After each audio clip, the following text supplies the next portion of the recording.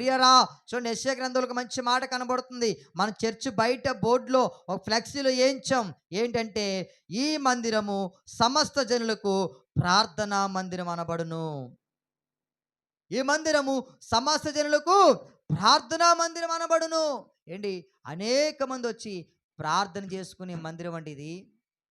అనేక మందికి ప్రార్థనా మందిరం. ఏంటి, ధూపం వేసే స్థలం ఇది. దేవునికి నైవేద్యం పెట్టే మందిరం, స్థలం ఇది. ఇది దేవునికి ప్రార్థన చేసే స్థలము. ఏంటి, నీకు నాకు మాత్రమే కాదు, సకల జనులకు, సకల జనులకు, ప్రియులందరికీ కూడా ఇది ప్రార్థనా మందిరం. ఇందాక మనం చదువుకున్నాం, చిన్నలేమి పెద్దలేమి, దరిద్రులేమి ధనవంతులేమి, సామంతులేమి సామానులేమి, అందరికీ ఒకటే పిలుపు. అందరికీ ఇది దేవుని మందిరం. ఇది ప్రార్థనా మందిరము ప్రియరా. ధూపము వేయబడిన మందిరము, దేవుని మందిరము ఇది. ప్రియరా చూడండి, కొన్ని మాటలు మీకు జ్ఞాపకం చేస్తాను. చూడండి, నిర్గమాకాండంలో 25వ అధ్యాయంలో కొన్ని మాటలు మనకు కనబడుతూ ఉంటాయి. నిర్గమాకాండం 25వ అధ్యాయం 8వ వచనం. నేను వారిలో నివసించినట్లు వారు నాకు పరిశుద్ధ స్థలమును నేను నీకు కనుపరుచు విధముగా మందిరము యొక్క దాని రూపమును నిర్మింపవలెను. దేవునికి స్తోత్రము కలుగును గాక. ఏంటి అంటున్నాడు కదా, నేను వారిలో నివసించినట్లు వారు నాకు పరిశుద్ధ స్థలమును నిర్మింపవలెను. ఏంటి, ఆయన మందిరము ఒక పరిశుద్ధమైన మందిరము ప్రియరా. ఆయన మందిరము ప్రియరా, ఏమండి, ఆ దేవుడు తన మహిమతో నింపబడినటువంటి స్థలము ఆయన మందిరము. సమస్త జనులకు ప్రార్థనా మందిరము ఆయన మందిరము. చూడండి, ఇంకొక మాట నేను జ్ఞాపకం చేస్తాను. ఒకానొక సమయంలో ఏంటి, ఇజ్రాయేల్ ప్రజలు ఏంటి, మోషే ఏంటి ప్రియరా, ఆ యొక్క పాలు తెల ప్రవహించే దేశానికి ప్రయాణమై వెళుతూ ఉంటే దేవుడు చెప్తాడు, మోషే ఈ ప్రజలు నువ్వు తీసుకుని వెళ్ళు, మీ కొరకు పాలు తేనె ప్రవహించే దేశాన్ని మీ కొరకు సిద్ధపరిచానంటే, అప్పుడు మోషే ఏమన్నా తెలుసా, ప్రభా నీవు రాని ఎడలా పాలు తేనె ప్రవహించే దేశం మాకెందుకు ప్రభా, నీవు రాని ఎడలా దేశం మాకెందుకు, ఇదిగో నువ్వు అరణ్యంలో ఉంటే మేము అరణ్యంలోనే ఉంటాం, నువ్వు ఎడారిలో ఉంటే మేము ఎడారిలోనే ఉంటాం, నువ్వు ఎక్కడుంటే మేము అక్కడే ఉంటాం ప్రభా, నీవు లేని పాలు తేనెలు దేశం మాకు వద్దు ప్రభా. చూసారండి మోసేది ఎంత గొప్ప తీర్మానమో. పాలు తేనెలు ప్రవహించే దేశం మాకొద్దు, నీవు లేని పట్టణం మాకొద్దు, నీవు లేని స్థలం మాకొద్దు, ఆ దేశంలో నీవు ఉంటేనే మేము వస్తాం, నీవు ఉంటేనే మేము వెళ్తాం అని చెప్తూ ఉన్నాడు ప్రియరా. అంటే భక్తులు ఏమంటున్నారు తెలుసా, ఆయన ఎక్కడుంటే అక్కడే ఆశీర్వాదం. దేవునికి స్తోత్రం కలుగును గాక. రెండు చేతులు పైకి చాపి, రెండు చేతులు ఉన్నవారు అందరూ కూడా దేవునికి స్తోత్రం చెప్పండి. రెండు చేతులు పైకి చాపాలి ఇలాగా, హల్లెలూయా. ప్రియరా, ఏంటి, దేవుడు ఎక్కడుంటే అక్కడ ఆశీర్వాదం, దేవుడు ఎక్కడుంటే అక్కడ ఏంటి కృప, దేవుడు ఎక్కడుంటే అక్కడ నెమ్మది, దేవుడు ఎక్కడుంటే అక్కడ విశ్రాంతి, ఏంటి దేవుడు ఎక్కడుంటే అక్కడ ఆదరణ కలుగుతూ ఉంది ప్రియరా. ఏంటి, దేవుని మందిరంలో అవన్నీ కూడా మనకు లభిస్తాయి. ఇలాంటి దేవుని మందిరానికి మనము ఎలా రావాలి? ఇంతవరకు ప్రియరా దేవుని మందిరము పరిశుద్ధమైనదని, ఇంతవరకు ఇది దేవుని మందిరమని, ఇది దేవుడు తన మహిమతో నింపాడని మనము చూసాము. ఇప్పుడు ఆ మందిరానికి మనం ఎలా రావాలి అన్న విషయం కూడా మనకు అర్థం కావాలి ప్రియరా. ఈరోజు చాలామంది ఏం చేస్తున్నారంటే, ఏంటి, ఇంకా ఎక్కడికో వెళ్తున్నట్టుగా వచ్చేస్తున్నారు. కొంతమంది బైబిల్ కూడా దేవుని మందిరానికి తీసుకురారట. కొంతమంది ఎక్కడికి వెళ్తున్నామంటే దేవుని మందిరానికి వెళ్తున్నాను అని చెప్పడానికి కూడా ఇబ్బంది పడిపోతున్నారట. ఏంటి అలా పోతున్నారంటే అలా వెళ్ళిపోతున్నారంటే, ఎక్కడికి వెళ్తున్నారు తెలియట్లేదు, ఎక్కడికి వస్తున్నారు తెలియట్లేదు. దేవుని మందిరంకి వెళ్తున్నాను నేను దేవుని స్తుతించడానికి వెళ్తున్నానని చెప్పేవారు ఈరోజు. కొన్ని ఇంకో విషయం చెప్పండి రా, దేవుని మందిరానికి వచ్చి చర్చ అయిపోయిన తర్వాత ఇంటికి వెళ్ళకుండా మధ్యలో ఎక్కడికో వెళ్ళిపోని ఏం చేస్తున్నారంటే ఆ దురాత్మలన్నీ మళ్ళీ తీసుకుని ఇంటికి వెళ్తారు. మీరు నేరుగా దేవుని మందిరం నుంచి ఇంటికి వెళ్తే దేవుని మహిమను కూడా మీ గృహాలకు మీరు తీసుకుని వెళ్తారు. దేవుని మందిరంలో దేవుని మహిమను అభిషేకాన్ని మీరు పొందుకొని ఏంటి మీరు ఎక్కడెక్కడికో వెళ్ళి వస్తే మరలా మీకు ఏమైపోతాయి, లోకంలోని దురాత్మలన్నీ మీకు మీ వెంట వచ్చేస్తాయి. దేవుని మందిరంలోకి వచ్చిన మీరు ఏంటి ఎలా రావాలి, ఎలా మీ గృహానికి వెళ్ళాలో చూడండి, కొన్ని విషయాలు నేను మీకు జ్ఞాపకం చేస్తాను. చూడండి, కీర్తన గ్రంథం 96వ అధ్యాయము 96వ అధ్యాయము 96వ అధ్యాయము 9వ వచనం చదువుదాం. పరిశుద్ధ అలంకారములు ధరించుకొని యెహోవాకు నమస్కారము చేయుడి. సర్వభూజనులారా ఆయన సన్నిధిని వణుకుడి. యెహోవా రాజ్యము చేయుచున్నాడు, స్థిరపరచబడి ఉన్నది. న్యాయమును బట్టి ఆయన జనములను పరిపాలన చేయును. చాలు ప్రియరా. ఏంటి ఇక్కడ అంటాడు కదండి, పరిశుద్ధ అలంకారములను ధరించుకొని మనం ఏం చేయాలంట, ఏంటి దేవుని మందిరానికి రావాలట. ఏంటి ఆయన సన్నిధిలో నమస్కారము చేయాలట. ఇంకో విషయం చెప్పమంటారా? హలో, చెప్పమంటారా వద్దంటారా? ఒక సీక్రెట్ చెప్పనా వద్దా? ఎవరు మాట్లాడలేదు ఏంటి? చెప్పమంటారా వద్దంటారా? వద్దా?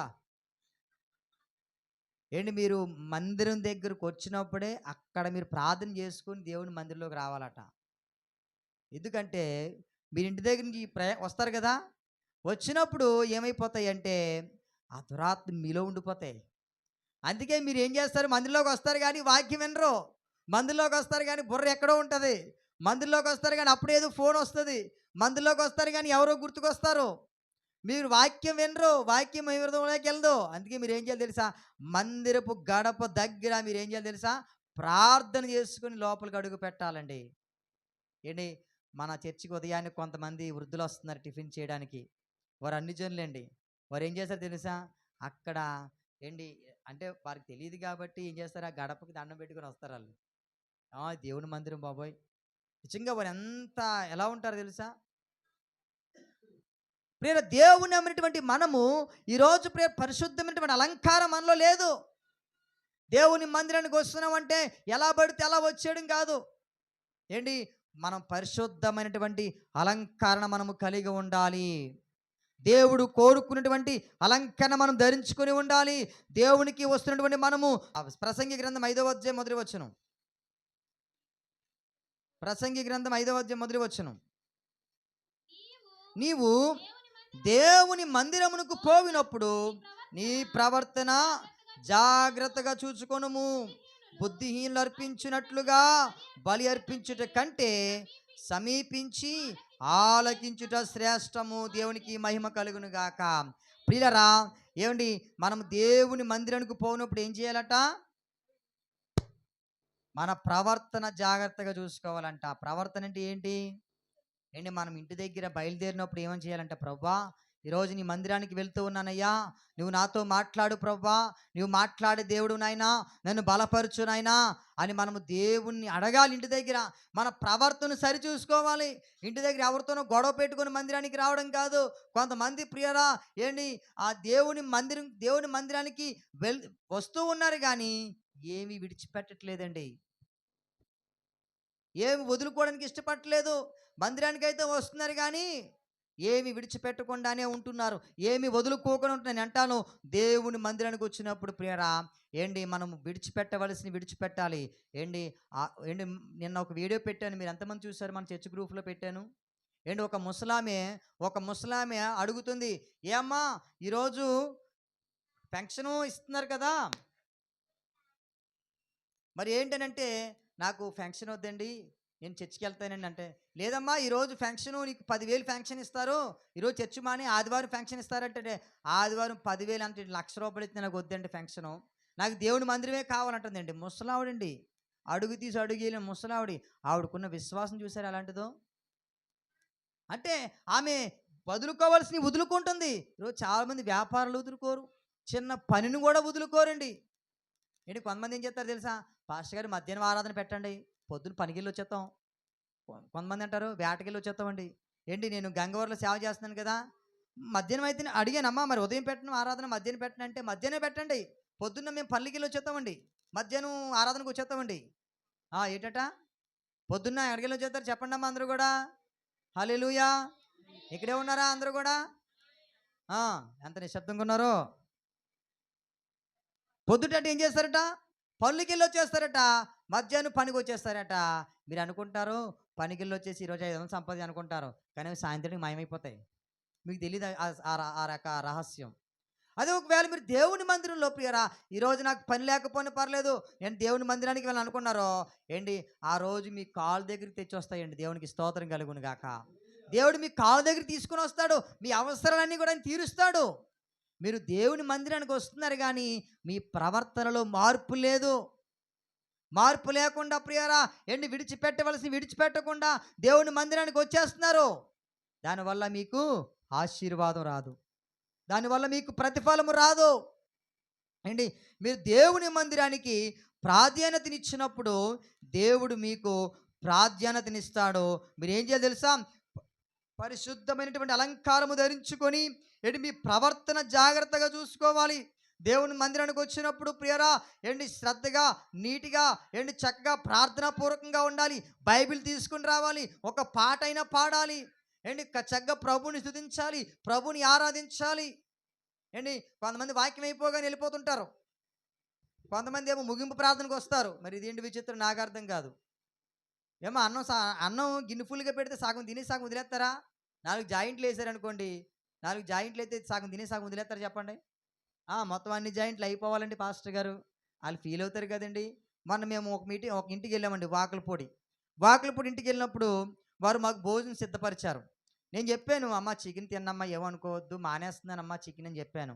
అయ్య బాబాయ్ మీకోసం జాయింట్లు చేసామండి పాస్టర్ గారు అంది. మొత్తం జాయింట్లు మొత్తం ఒక గిన్నెలో ఒక 10 జాయింట్లు వేసుకొచ్చేసారు. ఏం చేశాను? తినేసాం జాయింట్లు. వదిలేస్తామా? ఆవిడకి ఏం చెప్పాను, అమ్మ చికెన్ తినట్లేదమ్మా, చికెన్ వద్దమ్మా, ఏది ఉంటే అది అయ్యి బాబాయ్ పాస్టర్ గారు చికెన్ కర్రీ వండానండి, సాంబార్ పెట్టానండి, చికెన్ జాయింట్లు కూడా పెద్ద పెద్ద జాయింట్లు అండి. ఆయన చికెన్ షాప్లో జాబ్ చేస్తారట. చికెన్ షాప్ అంటే అయింది ఏంటి, ఆ చికెన్ మొత్తం మంది పెద్ద పెద్ద జాయింట్లు వేసుకొచ్చాడు ఆయన. ప్రియరా ఏంటి, మన ముందు ఎవరైనా ఒక 4-5 జాయింట్లు పెట్టారనుకోండి, సగం తినేసి సగం వదిలేస్తామో చెప్పండి? పూర్తిగా తింటామా? సగం వదిలేసి అమ్మ మీ సగం మీరు తినేయండి అమ్మా అని ఎంగిల్ చేసి వదిలేస్తామా? మొత్తం అన్నీ తినేస్తాం. ఎందుకు? వాళ్ళు ఎంతో కష్టపడి చేశారు, మళ్ళీ ఫీల్ అవుతారు కదా అని మనం ఏం చేస్తాం, మొత్తం అంతా లాగించేస్తాం. మరి దేవుని మందిరంలో కూడా ఆరాధన ప్రారంభం నుండి ముగింపు వరకు ఉండాలి కదా. మరి దేవుడు ఫీల్ అవడా? దేవుడు బాధపడ్డా? చెప్పండి, ఒకసారి ఆలోచించండి. దేవుని మందిరంలో మన ప్రవర్తన జాగ్రత్తగా చూసుకోవాలి. కొంతమంది ఏమో ఏంటి, ఇక్కడ గొంతు తీసుకుని వాక్యం చెప్తుంటే ఫోన్ మాట్లాడుతుంటారు. ఏంటండి అది? మనం దేవునికి ఏం విలువిస్తున్నాం ఒకసారి ఆలోచించండి. దేవుని కార్యాలు మనం ఎలా చూస్తాం? ఏంటి, ఇక్కడ ఆరాధన జరుగుతుంటే ఫోన్ మాట్లాడుకుంటారా? మొన్న ఒక పాస్టర్ గారు చెప్పారండి, ఆరాధన జరుగుతూ ఉంటే ఒక అబ్బాయి వచ్చి ఒక అమ్మాయికి లవ్ లెటర్ ఇచ్చేసాడట మందిరంలో. ఆ పాస్టర్ గారు కళ్ళు తెరిచి చూడబెట్టుకు సరిపోయింది. రే ఏంట్రా అది, ఏమిచ్చావురా అని మొత్తం లాక్కొస్తే తీరా చూసింది లవ్ లెటరు. ఇటు దేవుని మందిరంలో ప్రవర్తనేది. దేవుని మందిరానికి వస్తున్నాం కానీ మన ప్రవర్తన సరి చేసుకుంటున్నావా? ఏంటి, ఆరాధనలో ఫోన్ మాట్లాడుతుంటారు, ఆరాధనలో బయటికి వెళ్ళిపోతుంటారు, ఆరాధనలో ఏవేవో మాట్లాడుకుంటుంటారు. ఏంటి, ఆరాధన నిన్ను దేవుడు అభిషేకించే స్థలం, అది సమయం, అది దేవుడు నిన్ను తాకుతున్న సమయం, అది నీ హృదయాన్ని దేవుని యొక్క ఆత్మ చేత నిన్ను నింపే సమయం అది. నిన్న శనివారం సిద్ధపాటు కూడికి రాలేదు. ఏంటి, పరిశుద్ధాత్మ గురించి మనం ధ్యానం చేసాం. చూడండి, రాత్రి వచ్చిన వాళ్ళు చెప్పండి, మీరు పరిశుద్ధాత్మను అనుభవించారా లేదా? ఏంటి, పరిశుద్ధాత్మ శక్తిని అనుభవించారా లేదా? ఉపవాస కూడికి రావట్లేదు. ఉపవాస కూడికి వచ్చిన వారిని అడగండి, ఉపవాస కూడికిలో దేవుని యొక్క అభిషేకాన్ని వారు ఎలా అనుభవించారో, దేవుని శక్తిని వారు ఎలా అనుభవించారో. ప్రియరా ఏమండి, దేవుని అభిషేకాన్ని మనం పొందుకోవాలంటే మన ప్రవర్తన సరి చేసుకోవాలి. ఏంటి, దేవుని మందిరానికి వస్తారు, ఏవో విషయాలు మాట్లాడతారు. ఏ విషయాలు మాట్లాడకూడదండి ఇక్కడ. దేవుని మందిరం, నేను దేవుని స్తుతించానా, నేను దేవుని ఆరాధించానా, దేవుని వాక్యం విన్నానా, దేవుడు నాతో మాట్లాడా, అంతవరకే. దేవుని మందిరానికి వచ్చావంటే దేవుని యొక్క వాక్యాన్ని వినాలి, నువ్వు దీవించబడాలి, నువ్వు ఆశీర్వదించబడాలి. ఆ ఆశీర్వాదాన్ని మీ గృహానికి మీరు తీసుకుని వెళ్ళాలి. ఏంటి, విన్న వాక్యం అంతా ఇక్కడేం చేస్తావు, మొత్తం అంతా వదిలేసిన తర్వాత ఇంటికి వెళ్తే ఏముంటుంది? ఇక వాక్యం ఏముండదు. ఇంటి దగ్గర కొన్ని దురాత్మలు ఎదురు చూస్తాయి మన కోసం. వాళ్ళు ఏదో మాట అంటారో వెంటనే మనకి ఏమొచ్చేస్తుంది, కోపం వచ్చేస్తుంది. ఎందుకంటే ఆల్రెడీ వాక్యం ఇక్కడ విడిచిపెట్టేసావు. అదే వాక్యం నీ హృదయంలో నాటుకుంటే, నీ హృదయంలో నువ్వు స్థిరపరుచుకుంటే, ఇంటికెళ్ళిన తర్వాత నీ నీ భర్త నిన్ను కొట్టినా, నీ ఇంట్లో వారు నిన్ను తిట్టినా నీకేం కోపం రాదు. దేవానికి స్తోత్రం నాయనా, హల్లెలూయా అంటావు. ఆళ్ళకి బుర్ర పాడైపోద్ది. ఇదేంట్రా కొడుతుంటే దేవునికి స్తోత్రం అంటుందేంట్రా. ఆ! ఒకరోజు అలాగేనట. ఒక ఆయన తన భర్త తాగేసి వచ్చాడట. తాగేసి వస్తే ఆవిడ ఇంటికొచ్చేసరికి ప్రార్థన చేసుకుంటుందట. ప్రార్థన చేసుకుంటుందనేసి ఏంటి తన్నేసాడంట నడుము మీద. జాగ్రత్తగా వినాలి. నడుము మీద తన్నేస్తే ఆయన ప్రియుడా ఆవిడ ప్రార్థన ఆపట్లేదంట. స్తోత్రం, స్తోత్రం, స్తోత్రం ప్రభు అనుకుంటుందట. ప్రియుడా ఏంటి అనుకుంటుందా, నాకేమైనా చేతబడి చేస్తుందా ఇది అనుకున్నాడట తన భర్త. అయినా కూడా ప్రియురా స్తోత్రం ప్రభువా, స్తోత్రం నాయన, స్తోత్రం ప్రభు అని స్తోత్రాలు చెల్లిస్తుందంట. స్తోత్రం చెప్పండమ్మా. హల్లెలూయా, హల్లెలూయా. ఏంటి ఇలా స్తోత్రం స్తోత్రం చెప్తూ ఉందంట. కొంతకాలానికి కొంత సమయానికి తన భర్త కూడా ఆవిడతో పాటు ఇలా మోకాలు వేసేసి స్తోత్రం స్తోత్రం స్తోత్రం స్తోత్రం అంటున్నాడట. గట్టిగా చప్పలు కూడా దేవుని నామమున మహిమపరచండి. హల్లెలూయా గట్టిగా కొట్టాలి. ఏమైపోయింది స్తోత్రం? ఆ తాగిపోతుంటే మార్చేసింది. కొట్టాడు, తిట్టాడు. ఏంటి ఈవిడ స్తోత్రం మాత్రం ఆగలేదు. ఆ స్తోత్రం ఏమైపోయింది? తన భర్తను మార్చేసింది ప్రియారా. ఏంటి మనము దేవుని యొక్క ఆత్మచేత నింపబడినప్పుడు, దేవుని యొక్క ఆత్మచేత అభిషేకించబడినప్పుడు ఏంటి ఒకవేళ ఎవరైనా మనల్ని ఏమైనా అన్నారనుకోండి, మనం వారిని చూసి సంతోషిస్తాం. ప్రభువానికి స్తోత్రునైనా వారు ఏదో తెలియక ఏదో మాట్లాడారు ప్రభువా. ప్రియరా ఏంటి మనము మన ప్రవర్తన సరిచూసుకోవాలి. దేవుని మందిరానికి వెళ్తూ ఉన్నామంటే మన ప్రవర్తన బట్టి అనేక మంది మనతో రావాలి, మనతో దేవుని మందిరానికి రావాలి. ఏంటి మా పాస్టర్ గారు దుప్పట్లు ఇస్తారంట, మందిరానికి రండి. మా పాస్టర్ గారు భోజనం పెడతారంట, మందిరానికి రండి. మా పాస్టర్ గారు 10,000 కావాలంటే 10,000 ఇస్తాడంట, 50,000 కావాలంటే 50,000 ఇస్తాడట, తక్కువ వడ్డీయే తీసుకుంటాడట మా పాస్టర్ గారు. అలా చెప్పే సంఘాలు ఉన్నాయి. ప్రియరా మనం ఏం చేయాలి తెలుసా? మన ప్రవర్తన బట్టి అనేక మంది మనతో రావాలి. అమ్మా నువ్వే మందిరానికి వెళ్తున్నావమ్మా, నేను కూడా వస్తానమ్మా. మీ ప్రవర్తన ఏంటి బాబు ఇలా మారిపోయింది, నీ మాట ఏంటి బాబు ఇలా మారిపోయింది, నేను కూడా మీతో వస్తాను, నన్ను కూడా తీసుకెళ్ళమ్మా, అయ్యా నేను కూడా మీతో వస్తానయ్యా అని అనేక మంది చెప్పాలి. దేవునికి స్తోత్రం కలుగును గాక. హల్లెలూయా, హల్లెలూయా. చూడండి ఇంకొక మాట జ్ఞాపకం చేస్తాను.